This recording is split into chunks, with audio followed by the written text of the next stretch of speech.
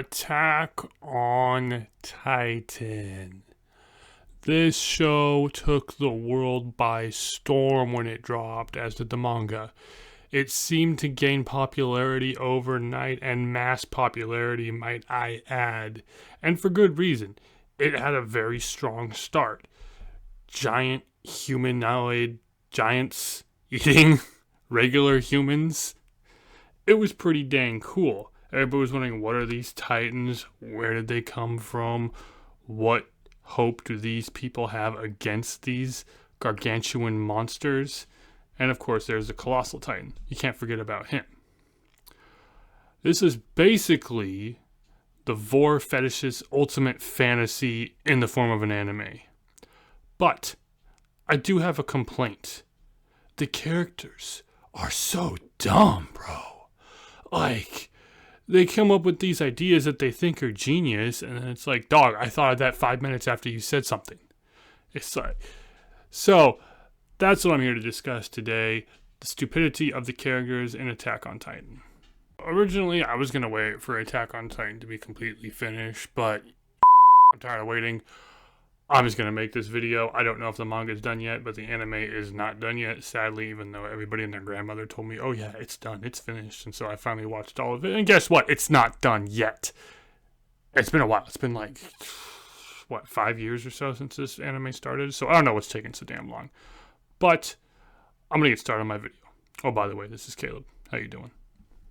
And in case you can't read or weren't paying attention to the title card at the beginning, major spoilers for Attack on Titan incoming. I'm pretty much going to summarize everything important. So, the first thing I noticed that really baffled me was when they lured the Titans to the wall right here and they're shooting them with cannons. It's like, okay, yeah. Like, you guys just now thought of that? These guys were in these walls for 100 years. You're telling me nobody was sitting there doing guard duty on that wall, looking down at the Titan, and thought, he can't reach me from up here. I'm gonna spit on him. I'm gonna throw a bomb at him. I'm gonna shoot him with a cannon that's right next to me. Nobody thought of that? Really? In 100 years? Another thing that really boggles my cranium is when this chick is doing her experiments on these two Titans, and she discovers that one of them is a lot more sluggish and slow at night. My first thought is, okay, cool. Do your scouting missions then. But they don't do that. Instead, they go out in the middle of the day, and they wind up getting 90% of their squad eaten when the female Titan comes running. And then Armin suggests later on in the series, he's like, well, why don't we go to Shiganshina, I think it's called, at night? And everybody's like, Armin, that's genius. It's like, oh, yeah, no shit. It's like, dog, once again, these people have been back there for 100 years. You're telling me nobody was on night duty and thought, Titans never come to the walls at night. Maybe we should start exploring at night when there's no Titans roaming. Fast forward a bit, and Eren winds up getting captured by the Armored Titan and the Colossal Titan. And Ymir, or Ymir, whatever her stupid name is, becomes a big part of Season 2 for some reason. And she's a Titan, but it doesn't make a lot of sense because she ate the person who held the Jaw Titan, but she's just like a regular Titan. And we'll get more into that later on when I talk about the 9 Titans. But it just doesn't make any sense. Now, more importantly, Eren punches this Titan, and after he does this, all the other Titans attack this one.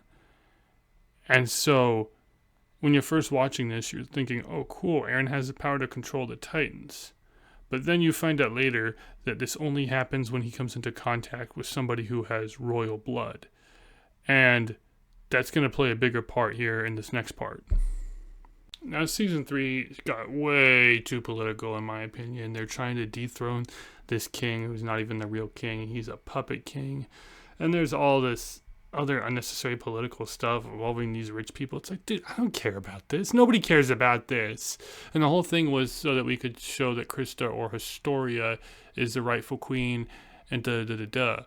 Now, what you find out is that the original king of these people erased all of their memories of the outside world and of the Titans.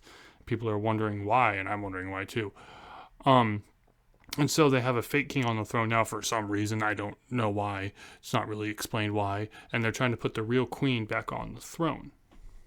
Oh, and also, this This don't make sense. The whole thing is people have to be injected in the back of their neck where their spine is with spinal fluid to turn them into a Titan. But then this guy licks some of it and he turns into this gargantuan, this massive mega Titan thing. It's just like, what?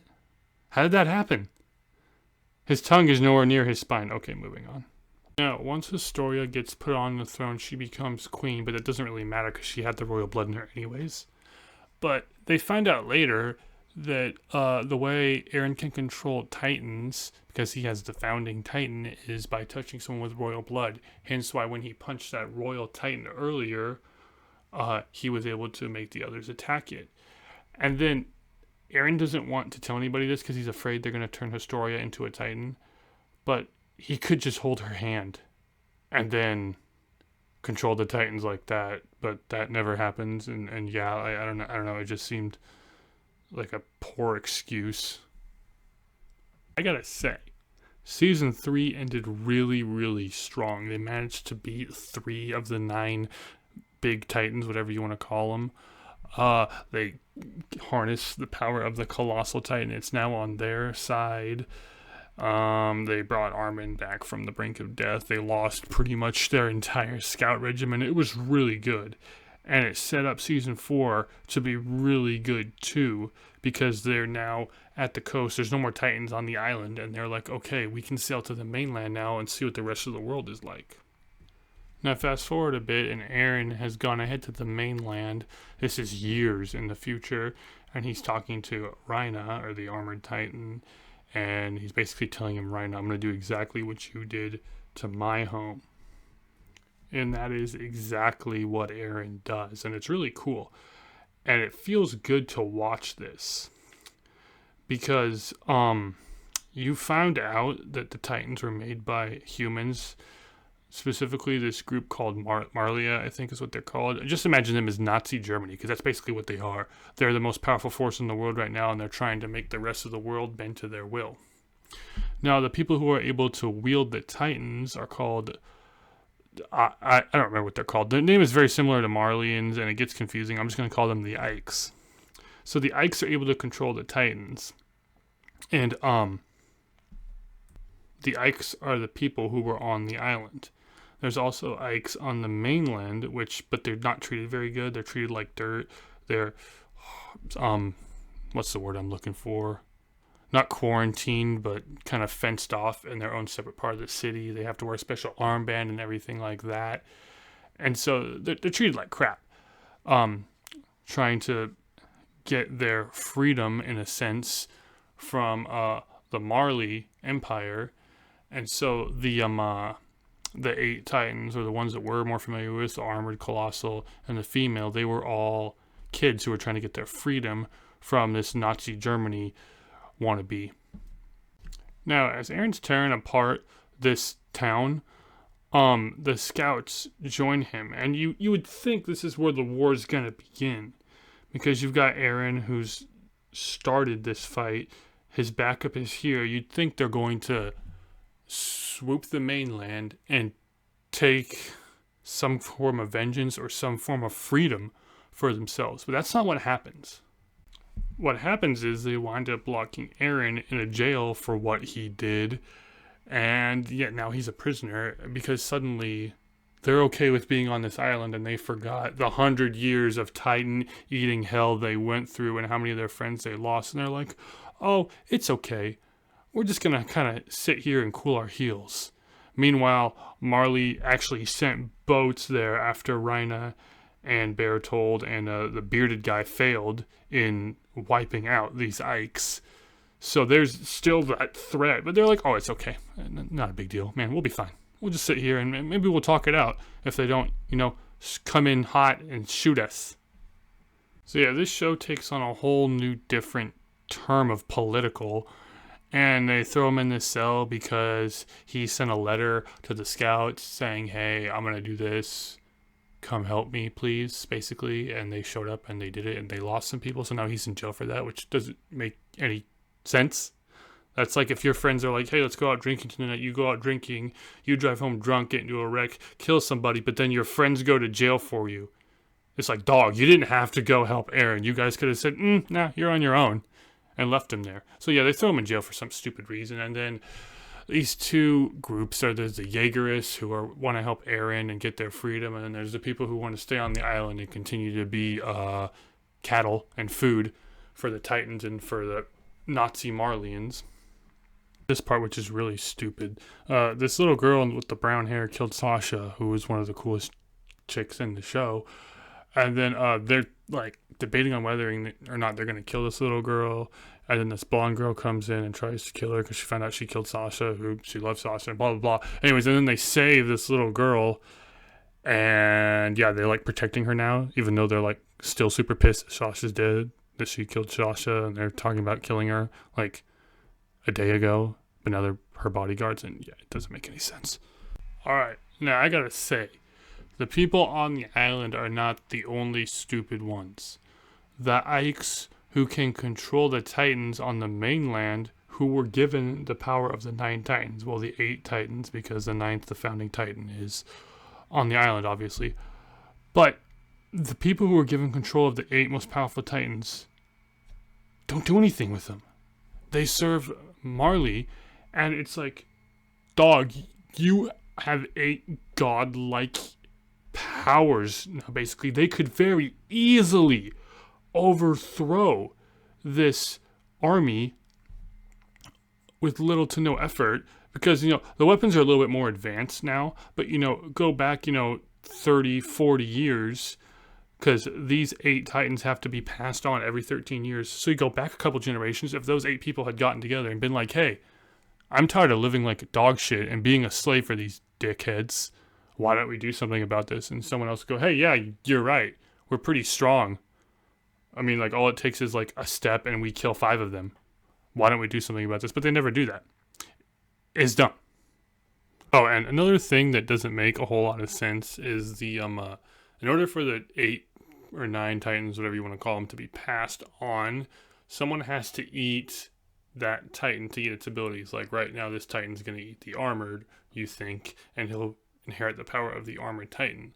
That's why when Ymir or whatever her name is, ate the Jaw Titan, which you find out she ate the Jaw Titan when it was coming to do its mission, but she never turned into the Jaw Titan. She was actually just her regular Titan, and she was just able to turn back into a human, which made no sense. I mean, like, maybe I missed something. Maybe you have to be a special chosen person to be a Jaw Titan, but Armin wasn't special, and neither was Eren, and they both got it, so I don't know. Okay, now the final thing I have to rant about before I discuss the ending is the king of the Ikes. He took all of his people to this island, and then they formed the walls, and he erased their memory for some reason. There was a war going on before he took his people to the walls, but he decided, I'm going to take all these guys to the walls, erase all their memories so they forget about the war. But then Titans are still coming, and so people are wondering what's going on, what are these things? Meanwhile, he has the power of the Wall Titans, which we learned about at the end. He could have released them and stopped it right there, basically. But he just took some pacifist monk-ass route and decided, I don't want to fight anymore. Nah, I'm good. It's like, dude, you could have easily wiped them out like that. But you just, no. Nah, he doesn't even decide to talk about it. He's just like, nah, I'll just let a ton of people die. It's okay. I'm on the inside. I'll be all right. Now, I want to talk about Eren real quick. He started out as a little hostile, angry kid who was mad that his mom got eaten with good reason. And then he kind of turned into a little bitch, and then an even bigger little bitch. But then something happened. See, now Eren gets super pissed when they finally go to the mainland and they attend this meeting to talk peace. Be like, hey, we're not the island devils you think we are. We're human beings. Only one of us can actually turn into a Titan. But they're like, nah, let's just wipe them all out. So Eren gets super pissed. And then he only has this one-track mind of vengeance, kill everybody. And it's pretty awesome, not gonna lie. Now, I have to talk about the ending real quick. So Eren is the only person in the world, apparently, who has the balls to stand up to Nazi Marley. So he gets the power of the founding Titan with the Attack Titan and the Warhammer Titan he already has. And he unleashes the Wall Titans, which are all colossal Titans. And so he's going to take all of these colossal Wall Titans and go storm the mainland and crush everybody and everything on the mainland, which is pretty cool in my opinion. And so his friends, Armin and Mikasa, and whatever's left of people on the island are like, we can't let him do this. We have to stop him. Now, personally, I think they have no chance. They have Annie, Rhina, Armin, the Cart Titan girl, the Jaw Titan, who's a little boy now, Levi, who's basically dead, Hanji, I think I said Mikasa already. So they got 7 people. Oh, and then they got a couple other unimportant people who can't use ODM gear and don't have Titan abilities. But yeah, so they got 7 people who can actually do something against a whole army of colossal Titans. And Eren himself, who has the power of the Warhammer and the Attack Titan, who's a big-ass centipede thing right now. Now, the odds of victory are pretty slim, if you ask me. I mean, look at that guy. Look at the size of him. Look at that army that's standing next to him. You know, if you ask me, their best bet, you have your boy Armin here, who's a colossal Titan, do his supernova nuke blast thing like he did here when he turned into the colossal, and he just wiped out that shore of battleships. So have him drop from their flying machine, do that, maybe take out 1 or 2 of the colossal Wall Titans, maybe destroy some of Eren's ribs, things that he's walking on. And then if you have like the Jaw, the female, and the Armored Titan, I don't know if I mentioned, but the Armored Titan's there too, have all of them jump down on the back of like a colossal neck, and then maybe rip off the napes and have Mikasa and whoever else uses ODM gear try and cut some napes on the colossals. And yeah, but then you still don't know what all Eren's going to do, if he's going to Warhammer Titan some stuff at you or what. Like, I'm sure they're going to win because of some anime hope and power and crap like that. But like, the odds of them coming out on top is that, not much of a choice. Not much of a, yeah. Or Eren will just be like, oh, I realize what I'm doing is bad, and then he'll just die.